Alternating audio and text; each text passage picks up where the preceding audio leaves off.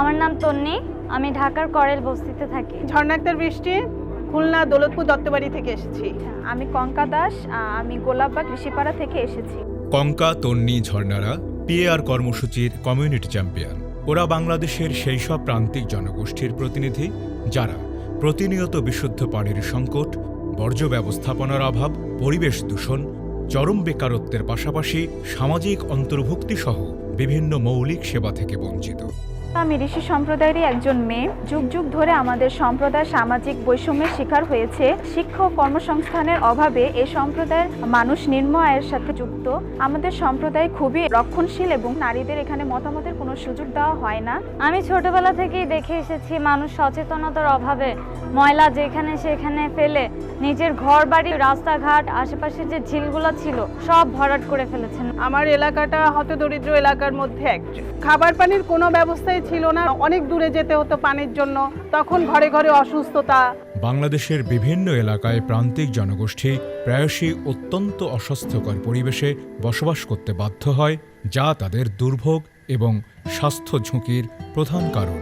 এ প্রেক্ষাপটে promoting advocacy and rights PAR কর্মসূচি বাংলাদেশের সবচেয়ে ঝুঁকিপূর্ণ প্রান্তিক মানুষের জীবনমান উন্নয়নে, তাদের মৌলিক সমস্যাগুলি চিহ্নিতকরণে সহায়তা প্রদান, অগ্রাধিকারকরণ এবং উত্তরণের উপায় নির্ধারণে স্থানীয় এবং জাতীয় পর্যায়ের সিদ্ধান্ত গ্রহণকারী নীতি নির্ধারকদের সাথে টেকসই সংযোগ গড়ে তোলার জন্য কাজ করছে।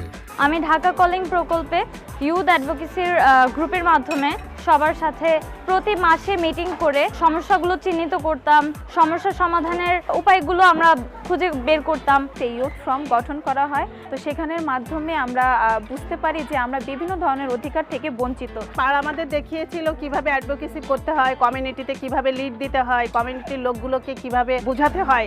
প্রান্তিক মানুষের কণ্ঠস্বর জাগ্রত করতে এবং তাদের প্রাপ্য অধিকার প্রাপ্তির লক্ষ্যে পিএআর কর্মসূচি সহযোগিতা প্রদান অব্যাহত রেখেছে। পরিবেশ দূষণ রোধ, পরিকল্পিত নগরায়ন এবং দলিত ঋষি সম্প্রদায়ের সামাজিক অন্তর্ভুক্তির উদ্দেশ্যে 12তম জাতীয় সংসদ নির্বাচনের পূর্বে পিএআর এর অংশীদারগণ বিভিন্ন রাজনৈতিক দলের 263 জন নেতার কাছে মৌখিক ও লিখিত প্রতিশ্রুতি পেতে সফল হয়েছে।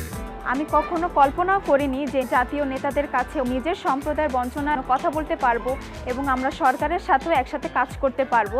তো এটি সম্ভব হয়েছে আসলে পারের মাধ্যমে এবং আমাদের দেখিয়েছে নাগরিকদের নেতৃত্বের সমস্যা সমাধান হলে তা টেকসই হবে। পার আমাদের শিখিয়েছে কিভাবে সরকারি প্রতিনিধি এবং নীতি নির্ধারকদের সাথে একসাথে কাজ করতে হয়, যাতে আমরা আমাদের কমিউনিটিতে যথাযথ বর্জ্য ব্যবস্থাপনা কার্যকর করার জন্য তাদেরকে অনুরোধ করতে পারি। আমাদের আশেপাশে এলাকা এখন পরিচ্ছন্ন। এই ইতিবাচক পরিবর্তনটি আমরাই এনেছি। আমাদের ওয়ার্ডটা আগের চাইতে অনেক উন্নত হয়েছে, স্যানিটেশন ব্যবস্থা আগের চেয়ে ভালো হয়েছে, আমরা পানির সুবিধা পেয়েছি। গত নির্বাচনের আগে আমাদের জাতীয় পর্যায়ে নেতা নেত্রীদের সঙ্গে বৈঠক করেছিলাম। তারা আমাদের প্রতিশ্রুতি দিয়েছিলেন যে আমাদের যত সমস্যা আছে তারা সেই সমস্যাগুলো দেখবেন এবং সেগুলো যথাযথ সমাধান করবেন। আমি আশা করব তারা সেগুলো দেখছে। টেকসই উন্নয়ন লক্ষ্যমাত্রা অর্জনে বাংলাদেশের প্রত্যেক নাগরিকের সক্রিয় অংশগ্রহণ নিশ্চিত করা জরুরি। পাশাপাশি প্রান্তিক মানুষের মৌলিক সমস্যাগুলোর সমাধানের লক্ষ্যে স্থানীয় ও জাতীয় পর্যায়ের নীতি নির্ধারকদের অঙ্গীকারের বাস্তবায়ন প্রয়োজন। দেশের উন্নয়নে একসাথে আমরা।